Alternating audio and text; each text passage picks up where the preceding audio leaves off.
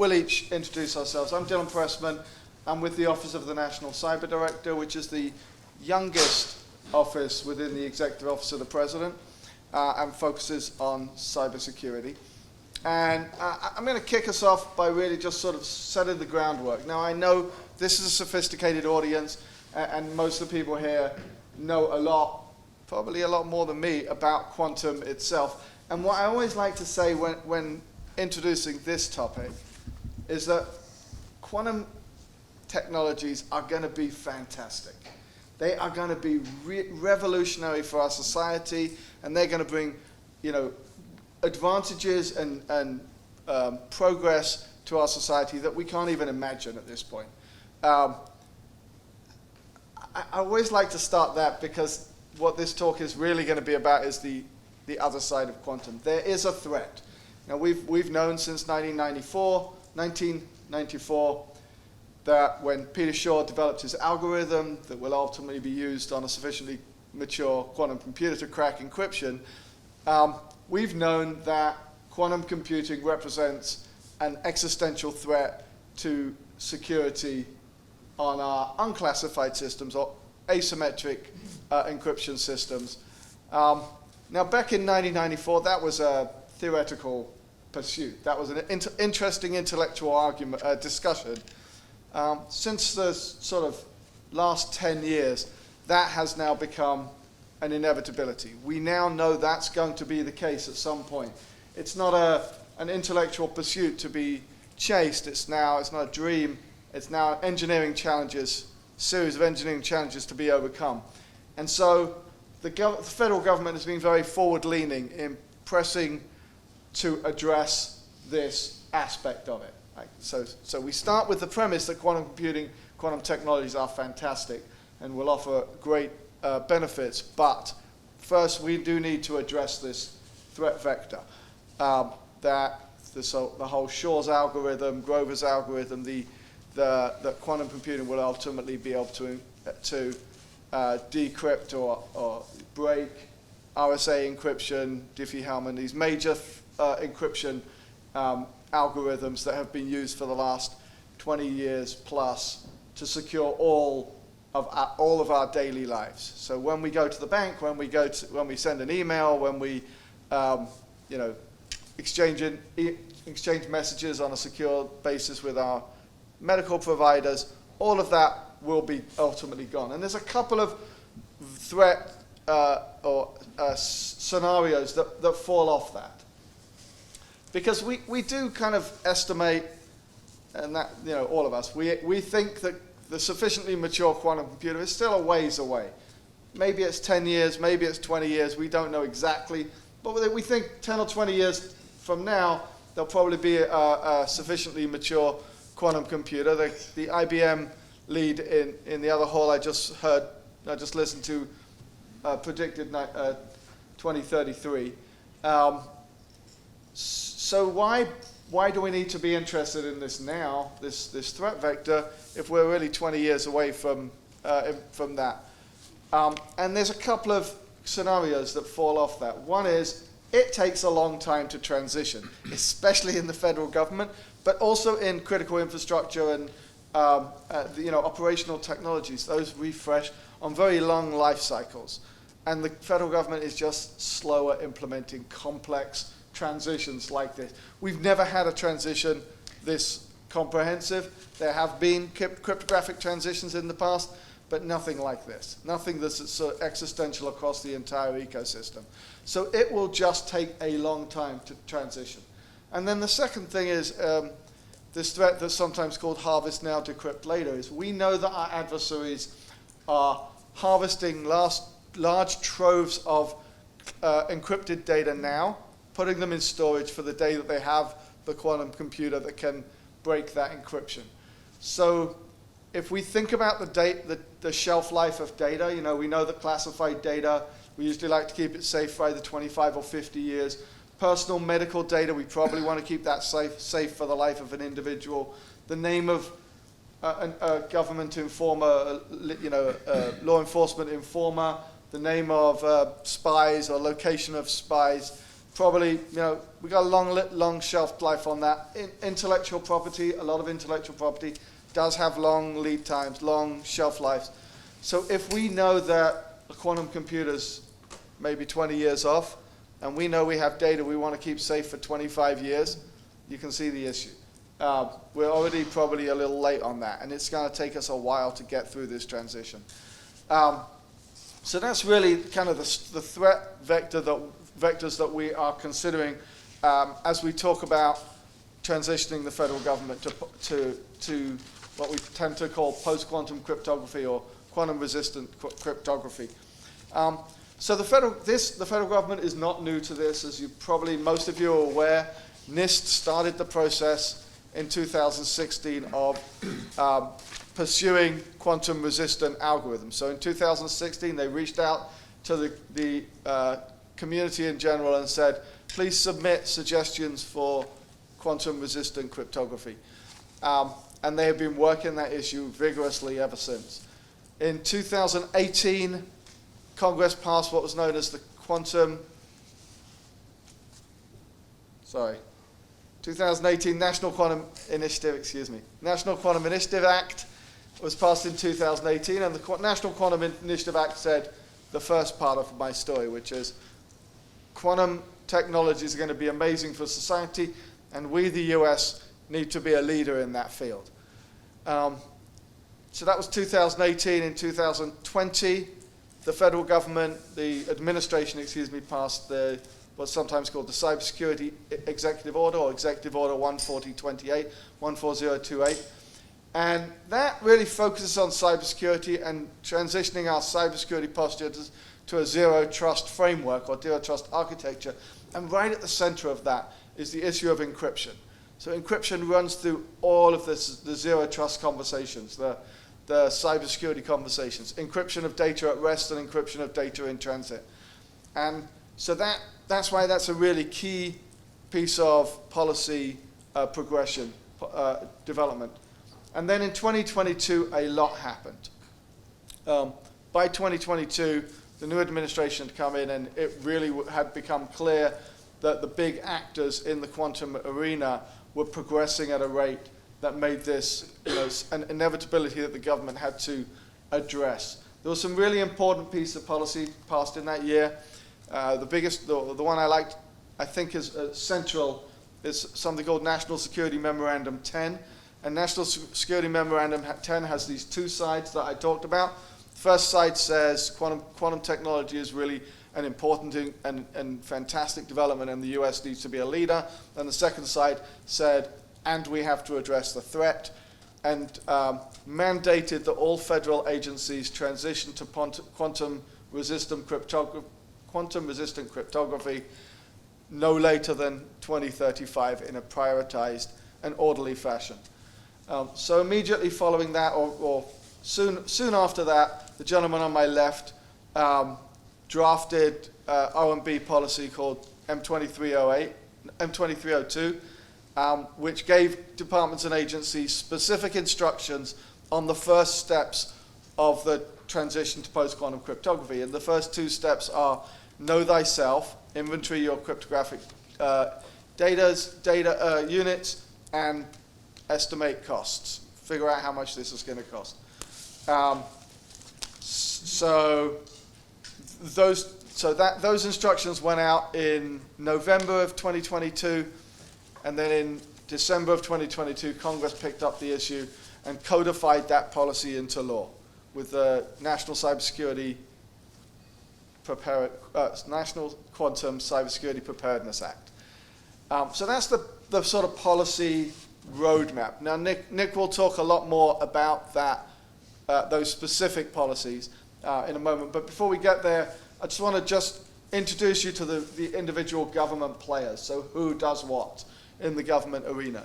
So right at the top, you have NIST. NIST working primarily on developing those algorithms, those quantum-safe algorithms or quantum-resistant algorithms. But they also have a really big role in bringing industry to the table. NIST has the National Cybersecurity Center of Excellence, and they have a huge role in bringing industry partners together both on the quantum resistant cryptography side, but also on the industry development side. So that's the role of NIST. Another key player is the Office of Science and Technology Policy, which is part of the Executive Office of the President, has the lead role in the quantum is great side of this discussion. In how do we maintain US leadership in quantum technologies? They have released a series of national strategies. The National Quantum Workforce Strategy is a really important piece on maintaining US leadership in the quantum arena. And they have research centers all across the country acting as the sort of catalyst for that energy.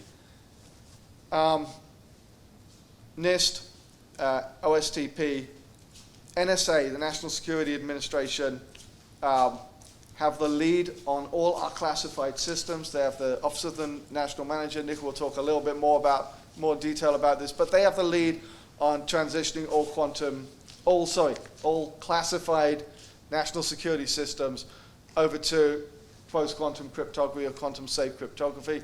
And then OMB and the Office of National Cyber Director, where I work, have the lead on pushing the civilian sector, civilian federal agencies to post-quantum cryptography.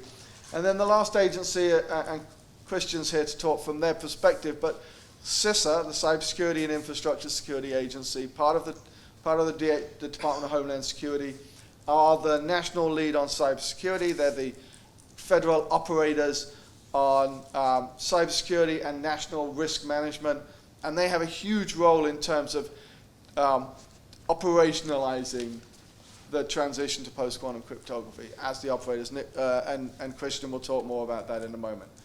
So I'm going to hand it over to Nick to talk some of the more practical stuff.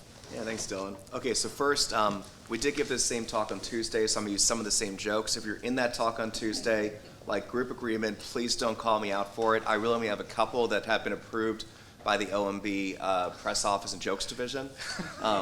Please don't tell them I said that was their name. They're very serious people. So I'm from the Office of Management and Budget, and I'm here to help. No, but a little bit about OMB. It's always my favorite thing because I find that in these areas, a lot of people know about all the quantum stuff and OSTP, but they don't really know about OMB. So OMB, Office of Management and Budget, sounds like office tables and chairs. It's a very literal name for a very literal agency. We do two things: we manage and we budget.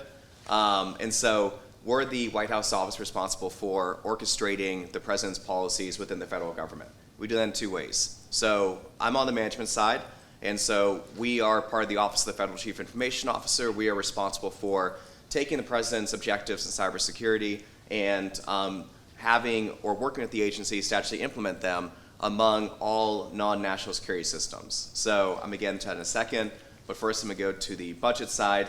We also work closely with the budget side, which we are actually starting right now, to resource the president's priorities. So, we take all the different strategies that have been written, the National Cyber Strategy, which OECD wrote, the National Counterterrorism Strategy, National Space Strategy, all that stuff.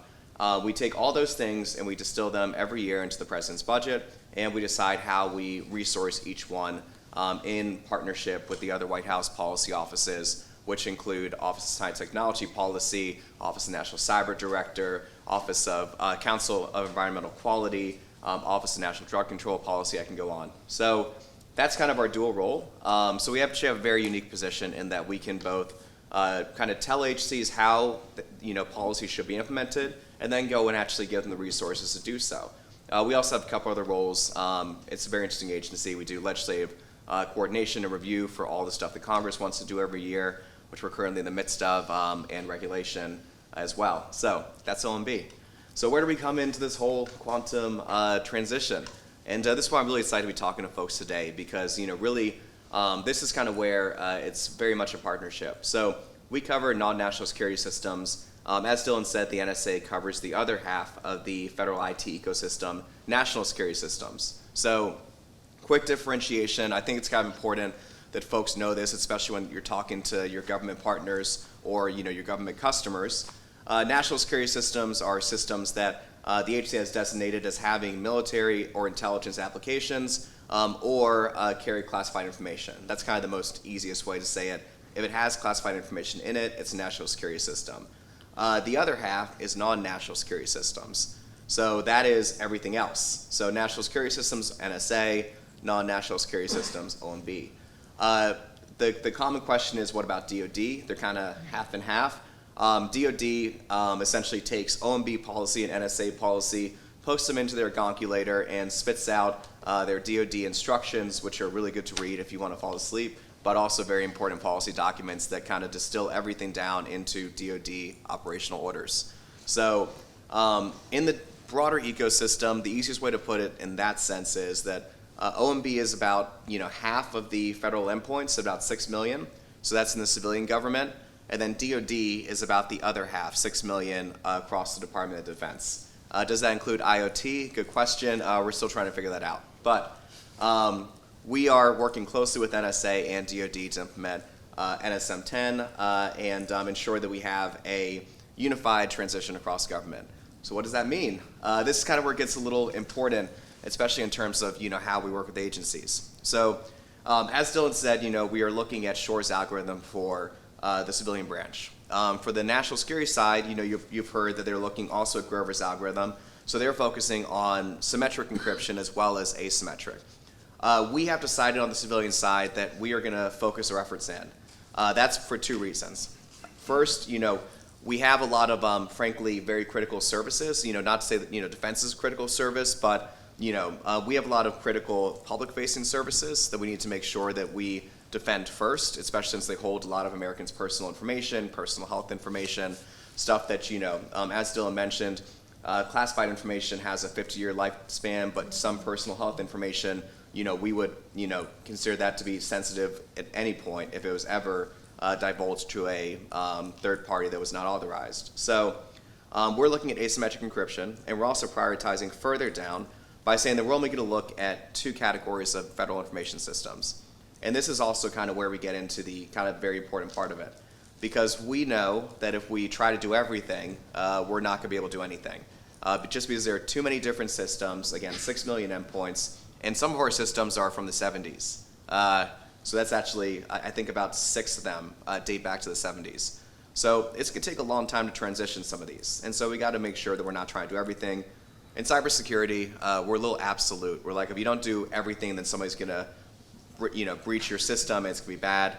And that's not wrong, but we just don't have the resources, manpower, time, money to do everything at once. So what two systems? First, high impact systems. So that is any system where the agency has rated the confidentiality, integrity, or availability as high. Just a quick thing about that, we found there's a little bit of a misconception there. Folks think that a majority of our systems are FISMA high because we're the government. It's actually not true. Majority of our systems are moderate. The high systems is a very high bar where essentially the agency has to determine that if that system were compromised, taken offline, or the data altered, it would have immediate threat to human life or significant economic impact. There's some other criteria. You can read all about them in NIST 860. It's actually an interesting document, but and FIPS 199, but from NIST as well.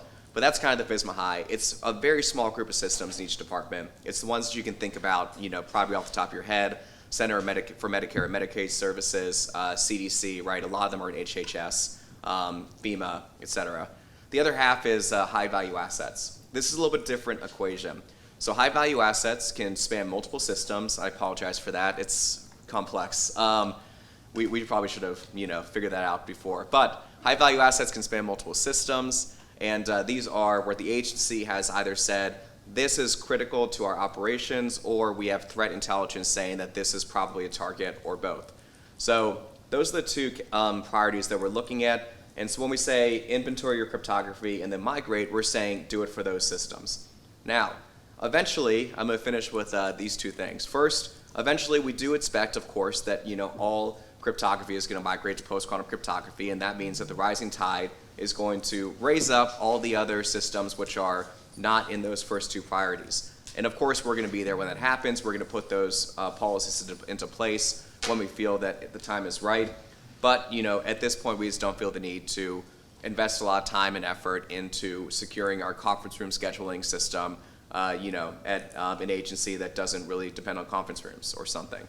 So that's the first thing. And we are expecting, for example, the browsing companies are going to start to do the same thing they did back in 2014 when they started saying that non-encrypted sites are not secure, and they're going to put big red boxes, and it's going to cause a market-wide shift. Second thing, before I pass it over to Chris to talk about the broader ecosystem, is we are very adamant, and this is something where we can definitely use the help of industry, in that the transition to PQC is important. As Dylan said, we got to start now because this could be a long one. But having said that, though, it's not the only thing we're doing. And frankly, if you don't have MFA on a system today, that system is probably being breached as we speak. If you don't have modern encryption that's sufficiently resistant against classical computers, it's also probably being breached. So for us, that's really our focus. The PQC migration, we're getting started, but right now we're telling everybody MFA and encryption, that's where you got to focus your objectives, and by encryption we do mean that standard, sufficiently resistant classical encryption. So I'm gonna pass it over to Christian. Great, thanks Nick, thanks Dylan. I'll talk a little bit about, expand a little bit on where CISA fits within the ecosystem, and then talk about some of our specific kind of recommendations and how we package up our recommended approach. So, go ahead. Yeah, absolutely. Mike? Yeah, sure. Thanks. Sure, is that better? No. Better? Closer to your mic. Close to my How's that?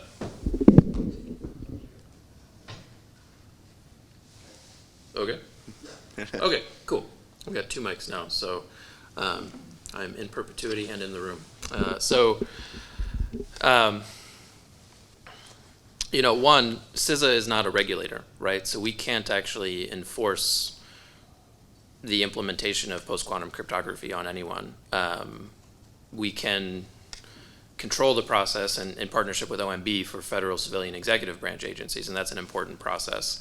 And the inventory of those federal systems is an important part of the process. But most of our stakeholders sit in civilian critical infrastructure, and most of those stakeholders sit in the private sector.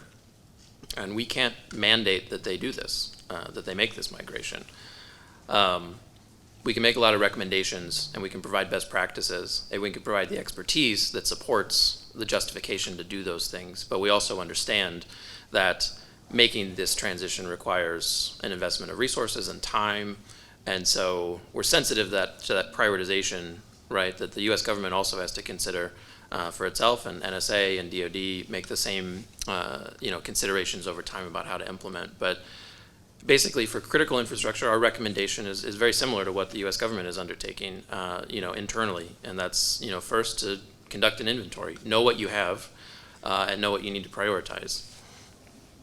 And then second, as you prepare to make a migration, you've prioritized and you've identified what needs to be upgraded and what needs to be upgraded first and what needs to be transitioned first.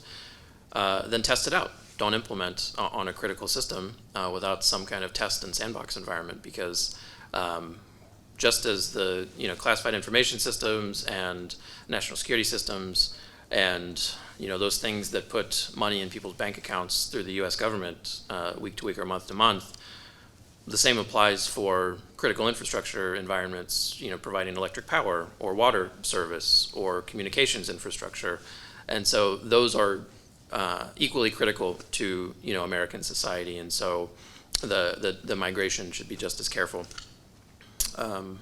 One thing that I really like to highlight from a CISA perspective, because it's something we think about in a lot of different arenas, and that's the ICT supply chain that supports critical infrastructure in the U.S. It's certainly true for the U.S. government, but it's specifically true that for critical infrastructure, we're talking about very small entities in many cases that don't completely manage their own IT process, and so they need to be just as confident about the vendors and the service providers that are supporting them and those organizations' migration to PQC as they are about their own internal networks and data protection standards. And so, in general, one of the things we want to emphasize basically is just that it should be a deliberate process. You should be planning this out in advance. You should not be doing it on the fly, because the ICT supply chain consideration is easy to overlook if you don't have a plan in place and a schedule in place to actually execute this over time. And then finally, once you've adopted post-quantum cryptographic standards and you are secure in the moment, you should understand that the standards address the threat that Dylan described as we understand it now, but that threat will continue to evolve over time. And so the term cryptographic agility is a common one, and I think it's important that as manufacturers consider the components that they're providing to the market, and as organizations consider what they're purchasing and what they're implementing, they should understand that they may need to change their algorithms out again in the future. And so for some of those components, for some of those systems that have long replacement life cycles and hard-coded cryptography, they should be, they should have a long view of potentially needing to make adjustments again over time, that this is not a one-time solution by 2035. It is, in fact, a rolling conversation as quantum computing advances, that the cryptographic standards to address that will also advance. And so I'll pause there. I think we have time for questions, if I'm not mistaken. Sure. So I have a question. So as we kind of talk about this, and you mentioned like we hope that the utilities, the communications infrastructure, the vendors that support that are moving us all up in securing their communications, their services, so that we're all getting the benefit of what they've done. Is there anywhere that you're gaming through sort of what the order of that is?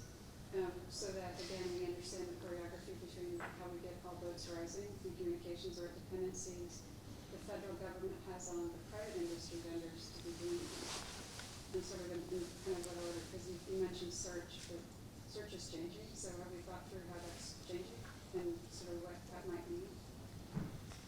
Yeah, it's a very good question. So it's a very good question. I would say, from what we can do in terms of, from what we can do in terms of, where our levers lay.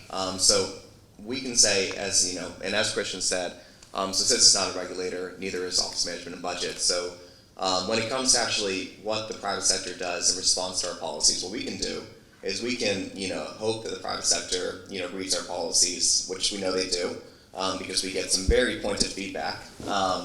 Y'all just love going to, regulations.gov, but still, we can get some very pointed feedback, and then we can hope that essentially that will cause a, normative effect across different industries, and they'll see where the government's going. So, ultimately, when it comes down to it, sequencing is difficult for us, to be completely transparent, because, we can't actually require that folks do things, and so it's very difficult to do things in order when you can't actually require that folks do things in the first place. What we can do is essentially, I think, do two things. We can say, the U.S. government is going to, and what we already have, essentially require that, our systems use post-quantum cryptography, and that all those connections are secured, which we have already done previously through our zero trust strategy. And then essentially, that will cause a downstream effect where, as agencies go to do things like renew contracts, et cetera, that they will need to ensure that the systems that they are procuring, where it is an HC system, will need to be able to adhere to that guidance as well. Now, when it comes to things like contractor-owned, contractor-operated, or third-party services we rely on, such as telecommunications, it's a little bit twofold. So, obviously, our policies don't extend that far in that direction, but really what it is for us is just working within industry to ensure that we have, as an ecosystem, we're moving together in the right direction, and also ensuring that we continue to look at the threat picture and determine if there are additional actions we need to take, which we do pretty much every day. Yeah.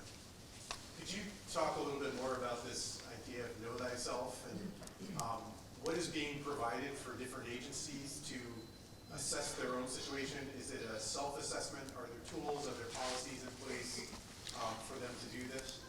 I'm really glad you asked that. Do you want to talk about the policy that's coming out, the paper that's coming out? Oh yeah. The one that we just published in August? No, Or the So inventorying cryptographic modules is a really complex and heavy load for departments and agencies. There are automated solutions in the marketplace, but none of those automatic solutions are comprehensive. So there is going to be a requirement that departments and agencies initially have a manual understanding of their own systems and networks in terms of the cryptographic flows across those to create that kind of baseline. We talked about this last time, Nick. Yeah. To create that baseline, within the next month, CISA will be releasing its automation strategy for the, and that's what I was talking about, for the inventory of cryptographic systems. So there is a strategy in the works, and NIST and CISA are working together on that, and I don't know if you have more to say about that, Christian, but that will be coming out in the next month to speak to what are the best practices in terms of automation. But we know that automation is not going to be the answer, the one, easy silver bullet, because until you have a baseline, and that baseline can only be gathered through manual inventorying of systems, the automated solutions may or may not be capturing everything, and until you have a baseline, you won't have anything, something to compare it to. So yeah, departments and agencies. Now, like I said, we know this is a really heavy lift. We know it's a heavy lift in the departments and agencies. We know it's going to be a heavy lift in industry. So when OMB developed this policy, they developed it as an iterative policy.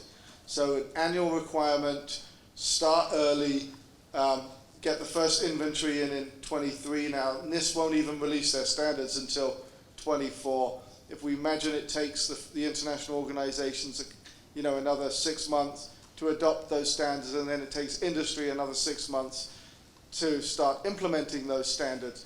We're on the earlier side of capabilities. So the first inventories and cost estimates are understood in that context.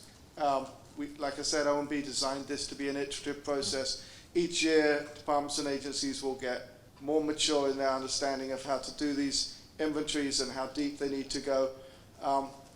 And we'll frankly get, we'll get better as we get to a point of implementation. Implementation is unlikely to start until 25, 26, just given the timeline I just sort of roughly sketched out. And there's a lot of variability in that. Yeah, so I just wanted to add, this is one of my favorite topics. This is the big shift we did when we started going towards zero trust, and it's twofold. So first, we have required that agencies inventory their information systems for a long time. Since actually the 70s, the Privacy Act of 1974.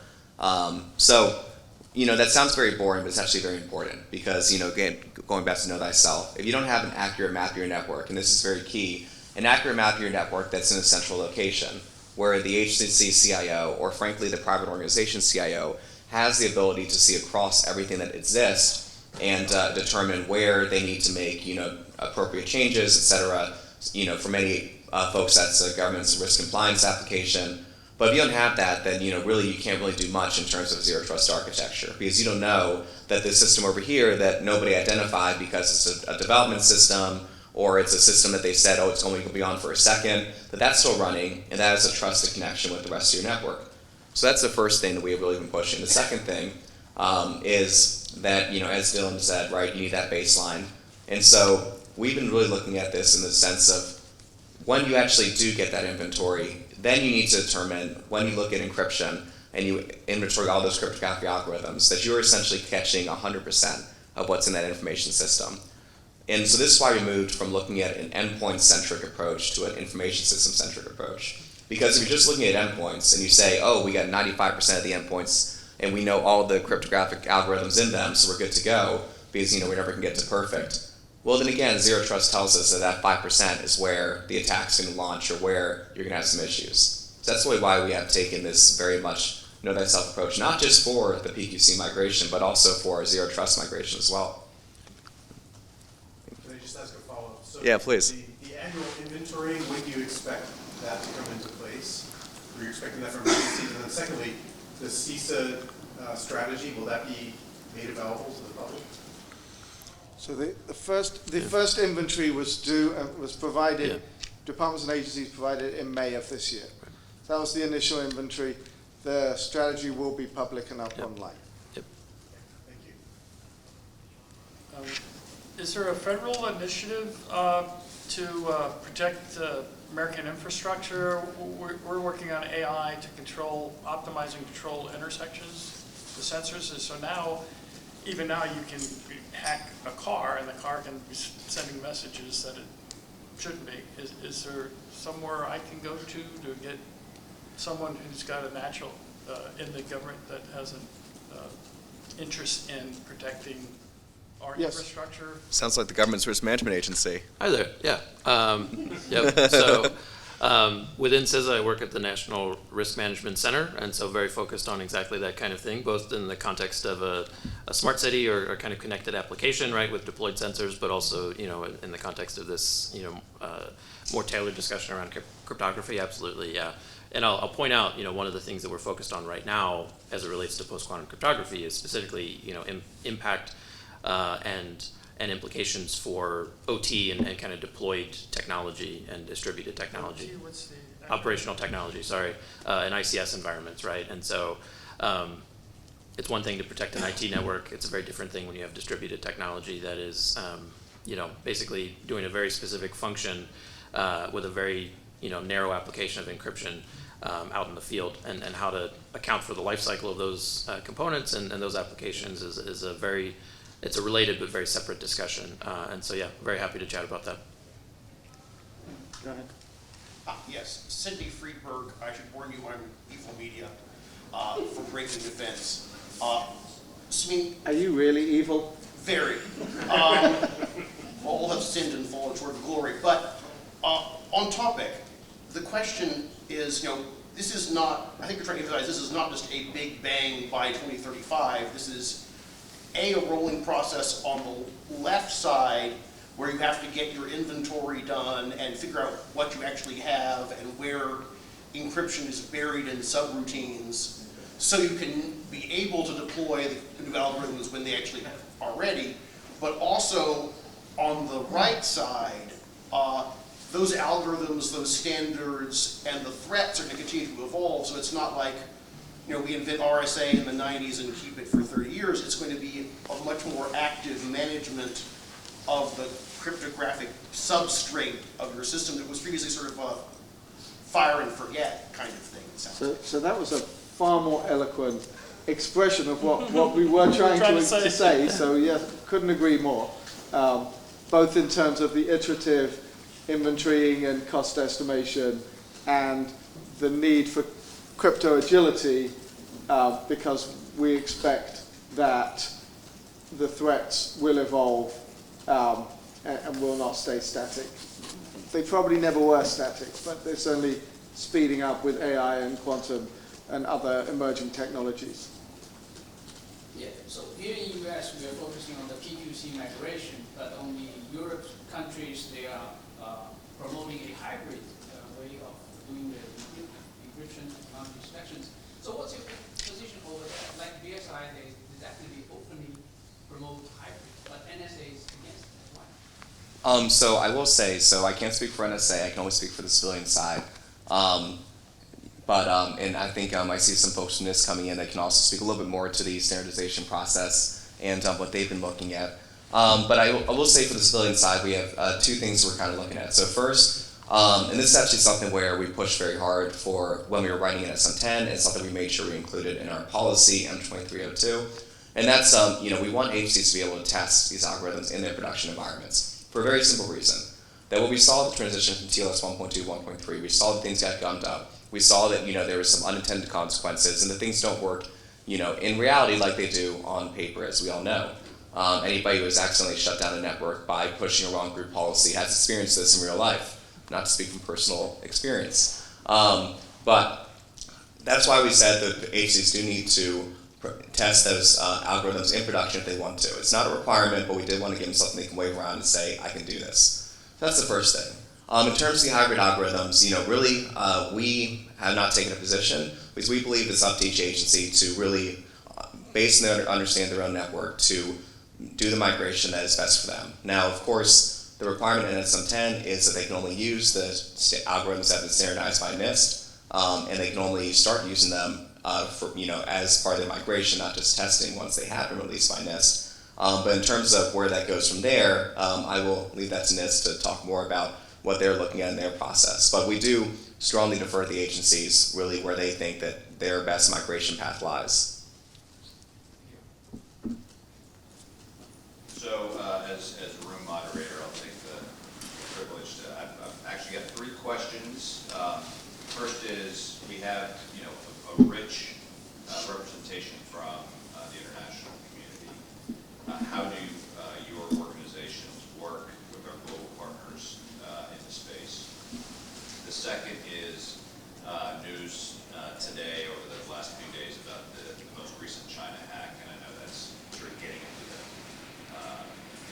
sort of tactical cyber domain, but maybe you can comment on that as well. And then my last question is, how does the government shutdown or potential government shutdown affect the U.S. government's work on quantum and national security and civilian security? So I apologize for doing this, but for your first question, I'm going to defer that to Matt Scholl, who will be the next speaker, and has a really good understanding of how that works. And so Matt, you heard the question. You got it. The government shutdown will be bad. A government shutdown is bad, and it's bad for all Americans and all parts of the government. There will be plenty of federal employees like Nick sitting next to me who will be at work on the first day of the government shutdown and every other day after, but there will be plenty who won't, and that's not good. And then there was a question. About the recent China disclosures. I can say I think that is the case in point about why, number one, the CISO's job is so hard in any organization, government or otherwise. But number two, why that approach of looking at both, and I think folks have read the letter that APNSA Sullivan sent out, which I really think encapsulates where we think those priorities lie, ensuring that you're not just doing this thing where you're just putting these new widgets and this new thing that can detect activity a little bit sooner, and not actually doing the other side of it, which is things like having a good security operations center, having good policies and procedures for those cyber defenders, investing in the future of your cyber workforce, and ensuring that cyber workforce is diverse and brings different perspectives, different backgrounds. I'm not a cyber person. I came from international affairs, so I think it's important that people like me are there, that people that come from a cyber background are there. I would say, really, what we saw with the State Department, right? That was I think, case in point, how if you bring all these things together, it can actually work very well to detect a new threat from an advanced persistent threat actor that is, very sophisticated. That they had these procedures and policies and processes in place. They had the technology implemented that allowed the people on the ground to detect that something was wrong and to start to find out, where it was going and to remediate it and find it early. And so it's a really good news story. State Department really killed it in that sense, and we're going to keep pushing. And again, I think that letter from APNSA Sullivan, I believe CNN published recently, is an encapsulation of where we're looking, which is again MFA encryption, but also things like logging, your security operations center. Only when all those things are working together in tandem can you really actually defend against the advanced persistent threats we see every day. And I think we'll also defer for the shutdown or lapse in appropriations potential impact if that does occur. I think I don't want to get too much to Matt, and this can talk about that as well. Of course, any lapse in appropriations will delay the important work that agencies are doing in terms of implementing different capabilities, policies, etc., hiring. All that's affected. So we'll continue to monitor. Yes, sir. Just a quick question around best practice sharing. If you look at things like M2302, and I would make the statement: everything is important, nothing is important. If you looked at the NCFs and you said, where are we going to put priority to have things move first? How are we going to address prioritization of threat mitigation in this domain? The second part of that question is, are there any initiatives to have our sector risk management agencies information share best practice on what happens? Because there's concerns I have about pockets of new deployments of resilience that maybe aren't sort of crossing channels. So are there any initiatives that you're undertaking to work on best practice sharing of deployment of, say, post-quantum cryptographic capabilities? Yeah. I'm happy to start. You're speaking my CISA love language with NCFs and sector risk management agencies, so thank you. So Yes, one, CISA.gov/quantum has a lot of resources that are intended to be public for the widest possible distribution and speak to those overall best practices, right? Again, we're not able to enforce this for private sector stakeholders to implement, but that's where we see most of our guidance falling is public facing and available for anyone, small business, large business, critical infrastructure or not. So yes, we're gathering resources. Other agencies are doing exactly the same thing, but I can speak at least for the CISA part that's our hub, right? We have a dedicated webpage where we're consistently publishing new guidance. So we've done some high-level risk identification that helps put out a roadmap to basically identify what's most critical and where to prioritize some mitigating actions. As an agency, and this isn't my particular bailiwick, but CISA is also responsible for playing a national coordinator role between critical infrastructure sector risk management agencies. And so we have an initiative internally where we're coordinating directly with those sector risk management agencies to ensure that they're getting exactly the same guidance, the same briefings as we're able to provide them. So that national coordinator role is a key one for CISA and something that we're taking very seriously, not just on a rolling basis, but on an annual basis where we actually report that through NSM 10, exactly what activities we've undertaken across all the sectors. I guess most security looks at the lower layers of the protocols. Is anybody looking at these large language models that might come in through the front door and as a way of attacking the system or changing its behavior with detrimental effects? Is because how do you really examine a large language model to know what its intent is, I guess, or is there any work being done in that area? I would say, so obviously, folks are tracking that there's a lot of different policy work going on in the space of artificial intelligence. But, from a cyber perspective, of course, that is top of mind for us. But I hate to go back to the old hits, but I really do think really what we, have been focusing on, because we strongly believe that this is the best way to defend against, large language models, but even, other threats, right, that we have not anticipated yet, or maybe are emerging, or maybe might come back up from what we thought was the dead. And that is again our focus on MFA encryption, SOX logging. So I think that a perfect example, right? One of the things we've been pushing very heavily to the agencies is the importance of phishing-resistant authentication. Phishing-resistant authentication. So essentially, right? If you ping somebody's phone enough at 3 o'clock in the morning with the "Do you approve this login?" they're going to click on approve to stop their phone from ringing and go back to sleep. And so that's why we really strongly believe that phishing-resistant authentication is really critical. And that defends against many things, right? It defends against social engineering attacks where, you get somebody to believe that they're giving their, 10-digit PIN, from a text message to an authorized representative. It defends against what I just talked about. It defends against, in many cases, there are great protocols out there today like 502, which defend against website spoofing, which is of course something that could be rise in a way that we haven't seen previously, as it becomes easier to easily spoof different websites. But 502 has good protocols against that. So that's why we're pushing on those things again, because those are kind of according to what we've seen in every agency, what we've seen in threat intelligence. MFA encryption, SOX, and logging are the best ways to defend against pretty much the whole gamut of threats we see on a regular basis. Well, I'm just looking at 2 years out, when, like I said, coming through the front door rather than the back door. Yeah, so I know it's not like a broken record, but even for 2 years out, we continue to reassess. Every day we reassess our posture. We work with CISA, we work with the NSA, we work, ONCD. We look at the different threats coming in. Our cyber response group meets weekly, which the NSC leads, to look at the different threats that we're seeing on the horizon. But for us, again, MFA encryption, SOX logging. It sounds like NSYNC again, but it's essentially like what we're looking at. We have time for one more question. Yeah. I think this gentleman. Last kind of Yeah. question. I'm wondering, is there going to be changes to the policy to like the ATOs, the authority to operate? Or are we going to see systems that are still not PQC secure in 2050 that still have exception waivers that have been rolling for a decade or two? Yeah, so it's a good question. So I can speak again for the non-national security systems. For the national security systems, that's NSA's gambit.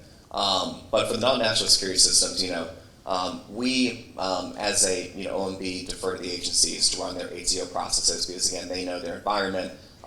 They can put the policies that are most important, most applicable to what they face. For example, FEMA, right? FEMA will need to stand up a number of systems in the event of a natural disaster in all over the country. So we want to make sure that they have the ability to do that in a manner that's secure but also meets their mission requirements. So when it comes down to the actual waivers for PQC, I think that we see two things. So first, we of course we'll continue to work with the agencies to implement M2302, and once NIST release their standards to migrate to post-quantum cryptography, we will continue to resource them to do so, and that's going to get a broad portion of the different systems. And we'll continue to collect metrics and work with our partners in OECD to ensure that we are looking at those metrics and identifying areas where we need to either do policy fixes, resource fixes, etc. I think that we're also frankly expecting, to go to your point or your question a little bit earlier, of course there's going to be a point when the entire ecosystem moves in this direction towards PQC.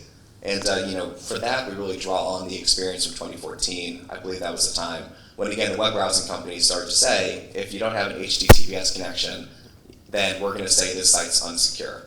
And then suddenly, it caused this big watershed because no bank wanted somebody to go to their bank account and be told this site's not secure, because that's probably a good reason to go to a different bank.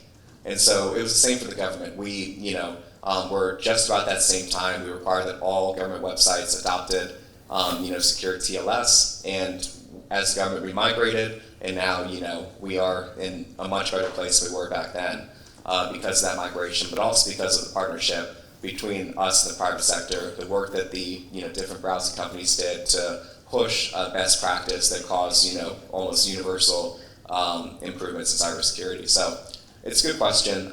It's a little bit of all of the above. Great. Well, please join me in thanking our panel.